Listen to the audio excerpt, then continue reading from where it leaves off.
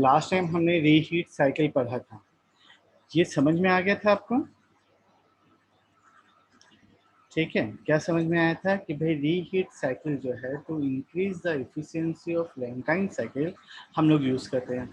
आप पूछोगे कि सर रैंकाइन साइकिल की एफिशिएंसी कैसे इंक्रीज किए?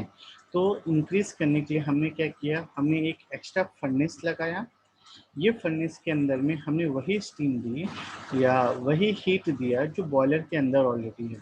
मतलब जस्ट इमेजिन करो कि अगर यहाँ से ये 100 डिग्री सेल्सियस पे है, ठीक है, और ये वापस अगर 90 डिग्री सेल्सियस पे या 70 पकड़ लो, 70 डिग्री सेल्सियस पे आ रहा है, मतलब 20 डिग्री सेल्सियस यहाँ जो कंज्यूम हुआ है वो एक्चुअली इस पाइपलाइन में जो होना चाहिए था वही चीज़ है।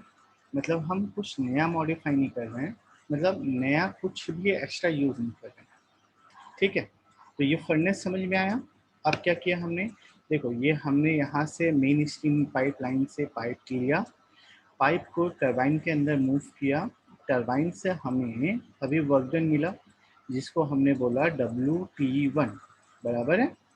और उसके बाद अगेन इसे हम लोग फर्नेस में लेके वापस रीहीट किए, रीहीट करने के बाद अगेन इसको टरबाइन में मूव किए, तो हमें दूसरा टरबाइन वर्क मिल गया जिसको हम लोग ने दिया WT2 का नाम।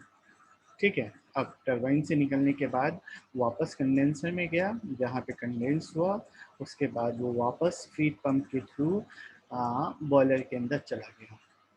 क्लियर है? चलो, इस चीज़ को मैंने आपको लास्ट टाइम भी समझाया, फिर से समझाना चाह रहा हूँ क्योंकि एक्चुअली शायद प्रॉब्लम्स रह गई थी। ये देखो, ये जो 1 से 6 है ना, ये आपका हीट एडिशन प्रोसेस है। ठीक है, और ये हीट एडिशन 1 है, क्यों? क्योंकि एक हीट एडिशन हमारा यहाँ पे भी हो रहा है। ये देखो, मतलब क्या हुआ, जब टरबाइन से वर्क हुआ, टरबाइन के बाद वो वापस फर्नेस में गया, तो जो फर्नेस में गया 2 से 3 ये हमारा हीट सप्लाई प्रोसेस है, इसलिए हमने इसको लिखा क्या, QS2।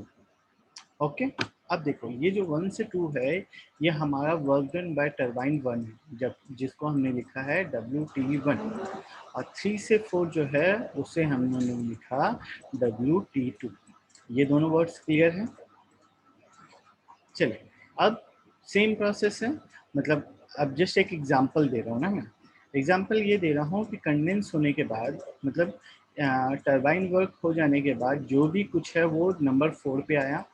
नंबर 4 के बाद इसने क्या किया, अपना पूरा का पूरा हीट रिजेक्ट किया, मतलब पूरा का पूरा जो भी थोड़ा बहुत वेपर था, थोड़ा बहुत लिक्विड था, वो पूरा का पूरा हीट रिजेक्ट करने के बाद कंप्लीट लिक्विड के फॉर्म में हुआ, और वो लिक्विड जो है वो 5 पॉइंट पे आ गया।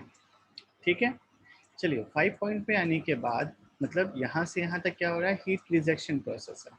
अब मैंने यहाँ पे पाइप लगा दिया, सॉरी पंप लगा दिया, पंप लगाने की वजह से जो स्टीम नहीं, जो वाटर था 0.5 पे जो वाटर था वो with the help of pump 0.6 पे गया, 0.6 मतलब बॉयलर के अंदर चला गया। अब बॉयलर के अंदर जाने के बाद मतलब यहाँ पे कंप्लीट वो लिक्विड के फॉर्म में ही है क्योंकि पंप यूज़ कर रहे हैं। अब वहाँ पे गया, बॉयलर के अंदर गया, वो थोड़ा थोड़ा थोड़ा थोड़ा हीट होता गया। हीट होने के बाद मतलब यहाँ तक हीट हो रहा है ना, ये पॉइंट नंबर ए तक हमारे पास, ठीक है। हीट होने के बाद वो नंबर 2 तक गया है जहाँ पे वो ड्राई सेचुरेटेड हुआ, और ड्राई सेचुरेटेड होने के बाद वो 1 नंबर पे गया जहाँ पे वो सुपर हीट कन्वर्ट हो गया। सुपर हीट होने के बाद वो टरबाइन में गया जहाँ टरबाइन वर्क दिया। टरबाइन वर्क देने के बाद अगेन हमने उसको फर्नेस में डाला जिससे अगेन वो रीहीट हुआ। वर्ड याद कर लो, रीहीट क्यों यूज़ किया, क्योंकि यहाँ पे हमने उसी स्टीम को वापस फर्नेस में डाल के उसको रीहीट कर लिया। रीहीट करने के बाद हमें 0.3 अचीव हुआ और 0.3 से वो 4 तक आया। यहाँ ये क्लियर है क्या? चलिए, अगर ये वर्ड क्लियर है तो इसी बेसिस पे अब हम लोग को ये निकालना था। तो ये निकालने का प्रोसेस मेरे ख्याल से लास्ट टाइम मैंने आपको बताया था, लेकिन फिर भी अपन स्टार्ट करते हैं। देखो, सबसे पहला भाई QS1 heat supply at first point कितना होगा भाई, तो ये होगा H1 माइनस H6।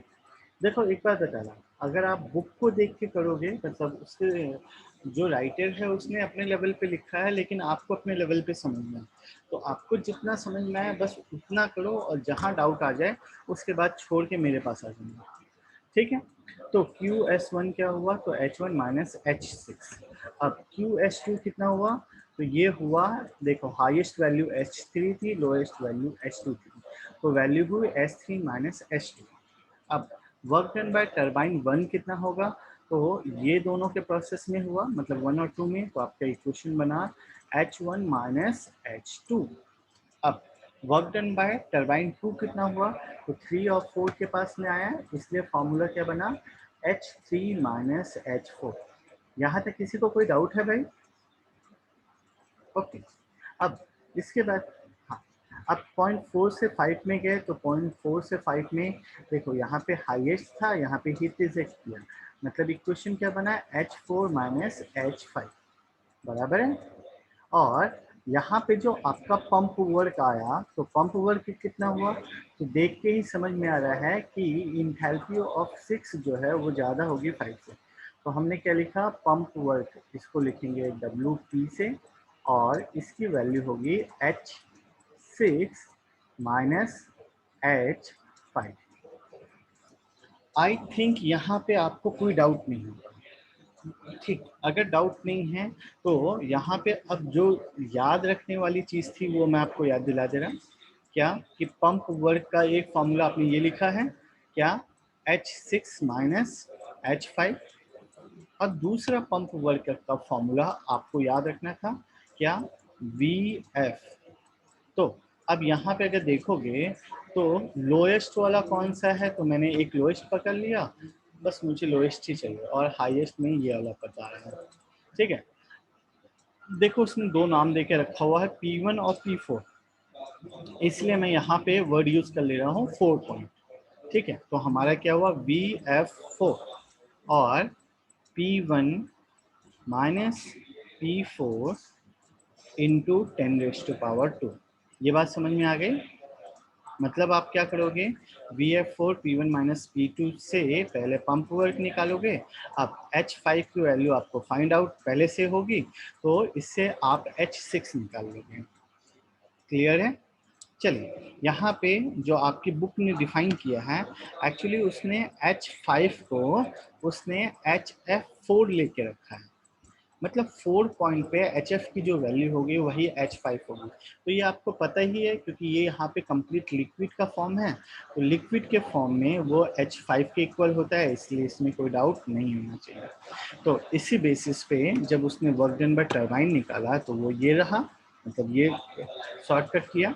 उसके बाद इफिशिएंसी का फॉर्मूला उसने बस वैल्यूज पुट की और उन्होंने अपना निकाल के रख दिया। चलिए, यहाँ जो निकाल के रखा, तो यहाँ पे 2-3 चीज़ें आपको याद रखनी पड़ेगी। जो अभी आपने स्टैंडर्ड प्रोसीजर से निकाला इफिशिएंसी, वो ये था जिसको हमने ए वर्ड से लिखा। अब देखो क्या बोल रहा है, वर्क डन विदाउट रीहीट।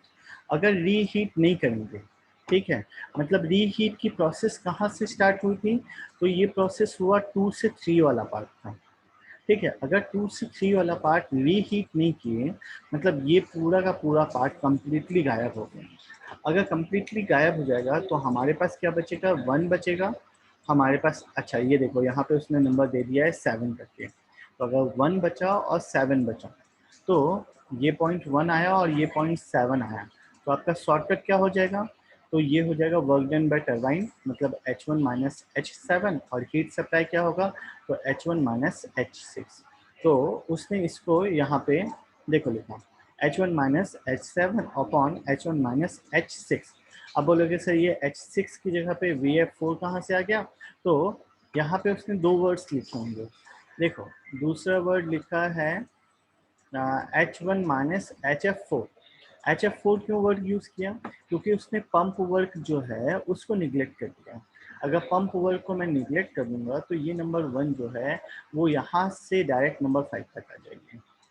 इस वजह से उसने पंप वर्क को निगलेक्ट करके डायरेक्ट लिखा। मतलब ये आपको याद रखना पड़ेगा कि बाय डिफ़ॉल्ट अगर आपके पास पंप वर्क निकालने का ऑप्शन नहीं है, मतलब मैं गेट के एग्जाम की बात कर रहा हूँ, तो आप क्या करोगे, H1 minus H7 upon H1 minus HF4, मतलब फोर्थ प्रोसेस पे HF की जो वैल्यू होगी वो रख लोगे।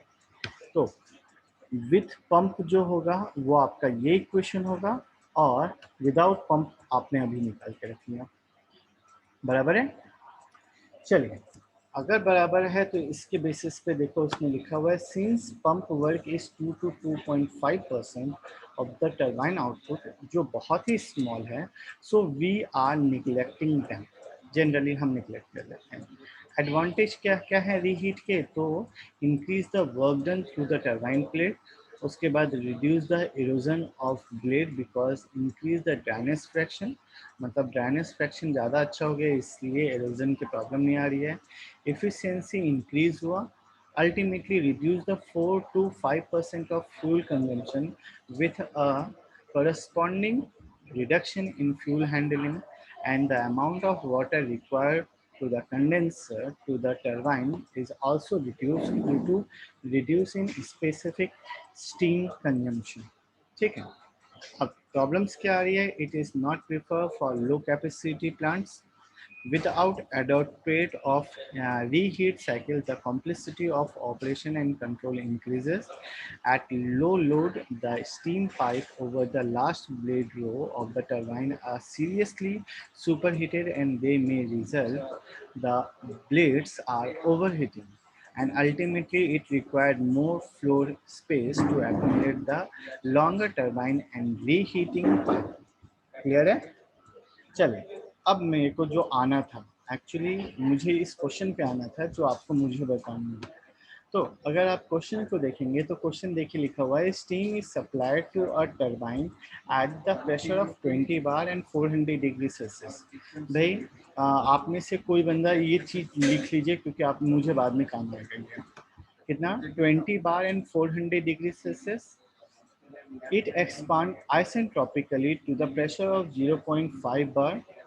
What is the quality of steam at the end of expansion and the thermal efficiency of the cycle? मुझे ये सब कुछ कैलकुलेट करना है ना। तो कैलकुलेट करने के लिए मैंने आपको जो बोला था कि मोलर चार्ट से ये बहुत इजी हो जाता है, तो मैं अब आपको मोलर चार्ट दिखाने जा रहा हूँ। मेरे ख्याल से मैंने आपको भेजा था, आपने डाउनलोड किया ही होगा। तो हम जाते हैं मोलर चार्ट में।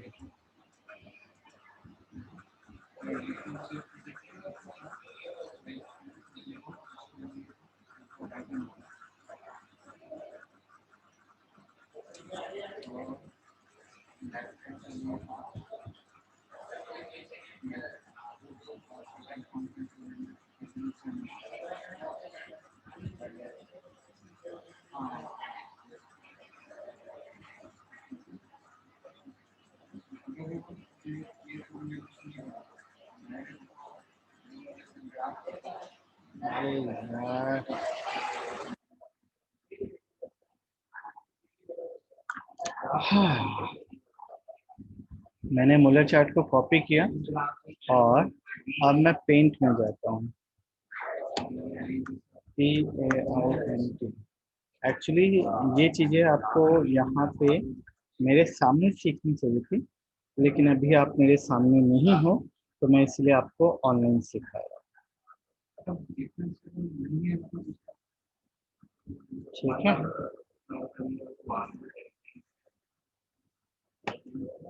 ये देखिए, मैं एडिट पे गया, एडिट ड्रॉ कर सकता हूँ, लेटेस्ट का है ना।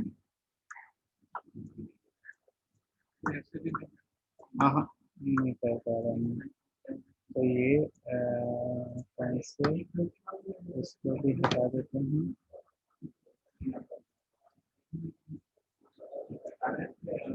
PAINT।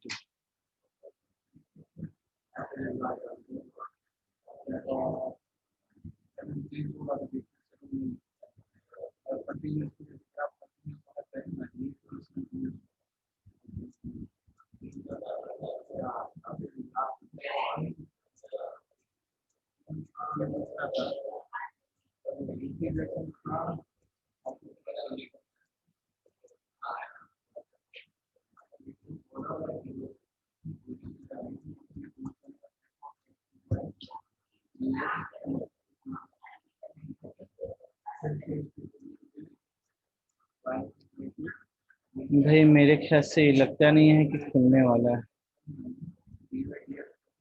ठीक है, तो मैं आपको ये दिखा देता हूँ, आप एक बार अपने मतलब घर पे खुद से प्रैक्टिस कर लीजिए।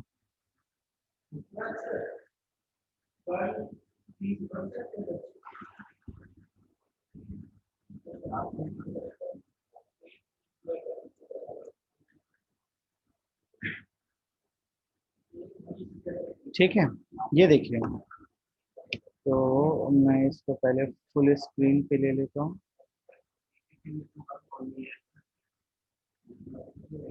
ठीक है, चलिए, अगर आपने वो वर्ड याद रखा है तो बताएंगे मुझे, प्रेशर कितना था, 20 बार क्या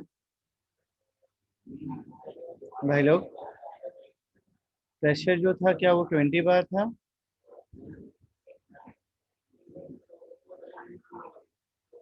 ठीक है, तो अगर आप प्रेशर 20 बार हैं और आप ये लाइन देख रहे हो, अगर थोड़ा बहुत देखने की कोशिश करो, ये देखो, ये यहाँ पे मतलब मैं जो दिखाना चाह रहा हूँ वो यहाँ पे देखो, ये 20 बार दिख रहा है आपको।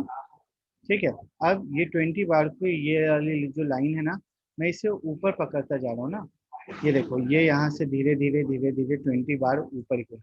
अब एट द सेम टाइम मुझे यहाँ देखो 300, 100, 250, 200 ऐसे करके ये टेम्परेचर लाइन दिखेगा।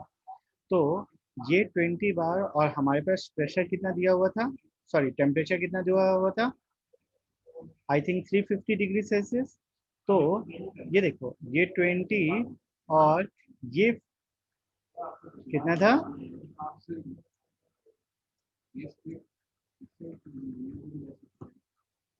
400 है। ठीक है, तो हमने क्या किया, तो इसके ऊपर चलना पड़ेगा, ये देखो, ये आया हमारा टेम्परेचर वाला पार्ट, सॉरी ये प्रेशर वाला पार्ट, और ये आया 400 डिग्री से।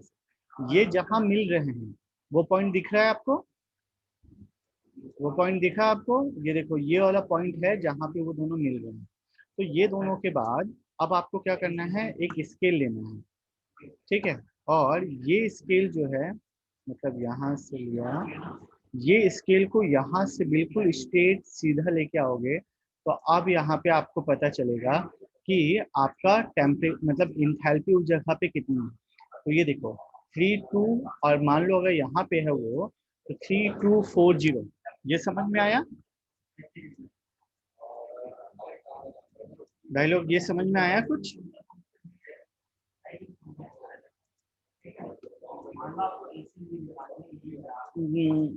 चलिए, अगर आ गया तो अच्छी बात है, नहीं आया तो आप अपने लेवल पे घर में एक बार प्रैक्टिस करके। अब देखो, मैं जब यहाँ पे पहुंच गया, ठीक है, अब मेरे को क्या करना पड़ेगा, तो यहाँ से बिल्कुल एक स्ट्रेट लाइन खींचनी पड़ेगी। ये स्ट्रेट लाइन कहाँ तक जाएगी, तो ये आपका क्वेश्चन मेरे को बताता है। ठीक है, क्वेश्चन कहाँ गया, हाँ, क्वेश्चन ये बता रहा है कि आइसेंट्रोपिकली टू अ प्रेशर ऑफ 0.5 बार। अब देखो मैंने क्या बोला, ये हमारा मान लो वो पॉइंट है ना, ये वाला पॉइंट है, ये वाला पॉइंट आ गया।